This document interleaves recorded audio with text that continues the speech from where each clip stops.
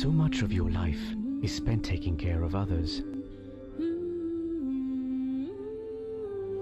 showing love in ways no other could. Now it's our turn to show you how much we care. Introducing Leasera from Mobitel, a special package for women with a free life insurance cover up to 500,000 rupees. Leasera, empowering women today for a secure tomorrow. Mobitel, we care always. If you're looking for a leasing company to make your wheels go round, with fast, friendly and hassle-free service, together with flexibility and the best interest rates in town, let us show you how we can make your world go round. People's Leasing Company. We're the #1 in leasing because pleasing people is our #1 priority.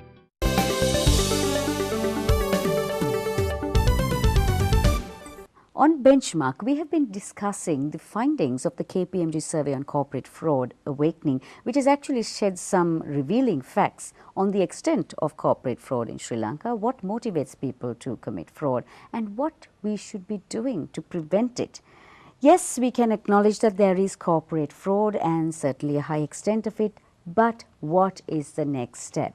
We're talking with Reyaz Mihular, Managing Partner of KPMG. Mr. Miller, who should take responsibility for the prevention, for the detection and the investigation of fraud, and how should we go about it? Responsibility, in my mind, should start at the board, as I mentioned, and more specifically, if there is a board risk committee.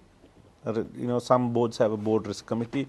If they don't have a board risk committee, at least a lot of companies do have an audit committee. At least they must specifically take it upon themselves that this is an area that they must be concerned about, push back and get adequate answers whether the company has right processes in place.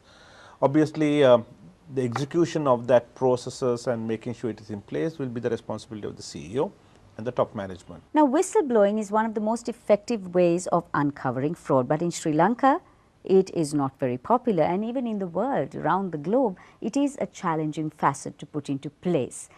How can we change this status quo?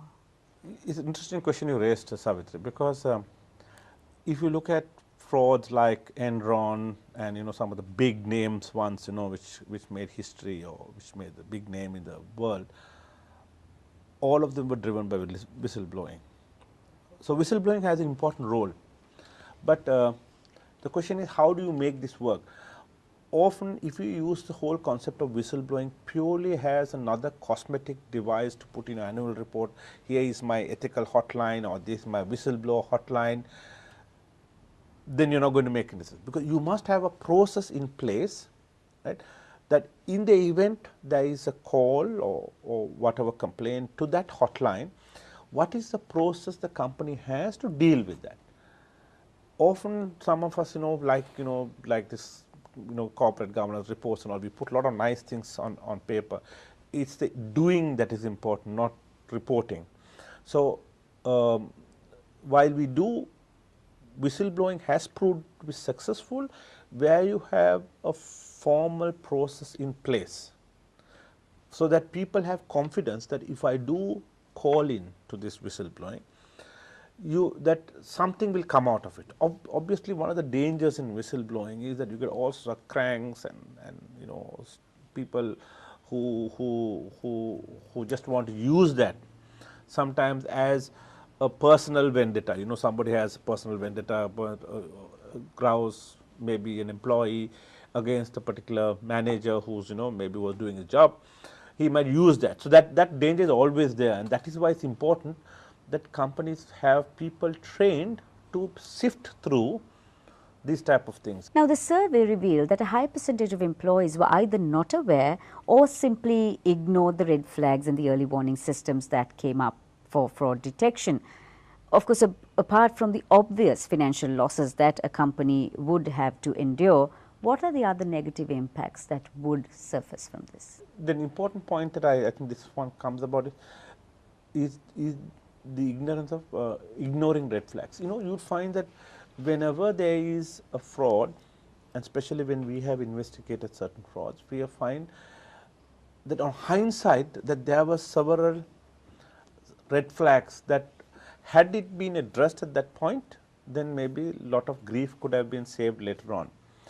So, what that tells me is that it is important for companies to have a process in place to ensure that those red flags, when it does come up, are taken seriously.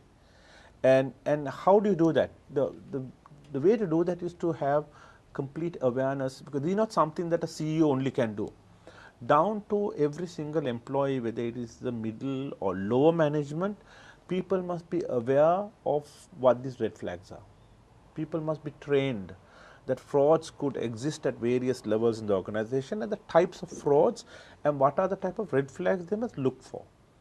It's only then, if not, people will just see the red flags and won't recognize it.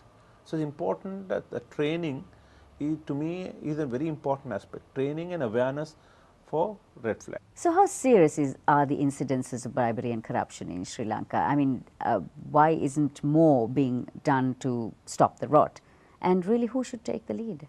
It's a very controversial question, because you see, when you talk about bribery and corruption, I mean, it's a very pervasive field. You know, bribery and corruption is not just one way. It's not the receiver, it is the giver is also indulging in that crime. And often what happens is more difficult to detect, because they take up various forms. It may not be monetary, it could be non-monetary, it could in the form of holidays, travel, so many things that are resorted to. Now, a lot of multinational companies, for example, have that if you do get maybe a gift or even hampers, you have to record that in a book, right? So that there is, you know, some process in place, so that what it tries to capture is, are there any inducements or anything which will influence your judgment, particularly if you are in a role where your judgment comes into play in the final result.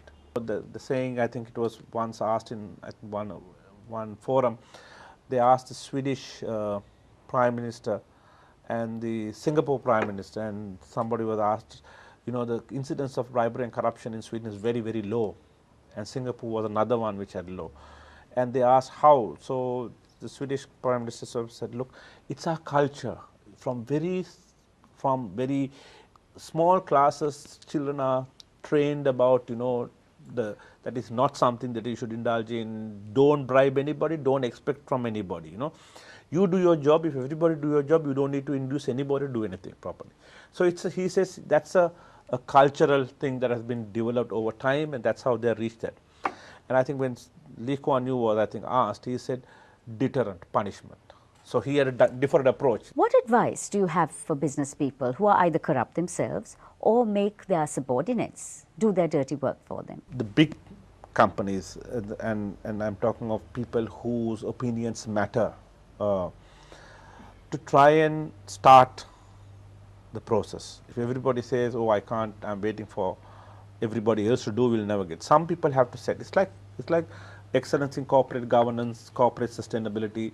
There are the few people out there and say, look, I'm going to make a difference to the environment. I'm going to make a difference to corporate social responsibility. And they go out and make that statement, and then the rest follow. So, maybe it's important for some of those, you know, the iconic companies in this country and the iconic business leaders to make a statement saying, I'm not going to accept bribery. I'm not going to tolerate bribery and corruption. And then maybe, hopefully, it may not happen in this generation, Savitri. Maybe the next generation or two, we might become better than what we are now. You know, LMD and Benchmark have been running this campaign, Stop Corruption, for a long time now. Now, would KPMG join the fight and help us to take this to the next level? I would think it's not just only KPMG. I'm sure KPMG will be very, very happy to participate in any meaningful initiative. I think it is responsible to all corporate community in this country, whether it is the auditors, whether it is the companies, and all civil society as a whole. Because ultimately, fraud, corruption, bribery is corrosive. You know, we all think that, oh, it happened to somebody, it happened to some company, it happened to some individual, but they all have a corrosive impact in society. ultimately down to the small man on the street is paying for bribery and corruption. We think it is not. Sometimes they think, oh, it's not our business. But people must realize that bribery and corruption is corrosive, and every single individual in this country, whether it is a small clerk or a peon, is paying for bribery and corruption. Enlightening, certainly, Mr. Mihular. Thank you very much for coming into our studios today. On Benchmark, we've been talking to Reyaz Mihular, Managing Partner of KPMG, on the groundbreaking survey that KPMG conducted, Awakening on Corporate Fraud. And for those of you listening in, maybe this is a thought to take home of what Mr. Reyaz Mihular just told us. When you want to identify and be alert to corporate fraud, a healthy level of skepticism is important. Coming up next, Benchmark's Anushan Selvaraja speaks with Samantha Amarasinghe, economist and LMD columnist on the economy, and Shaheen Kader, Managing Director of the Nielsen Company, in the latest findings of BizConfidence.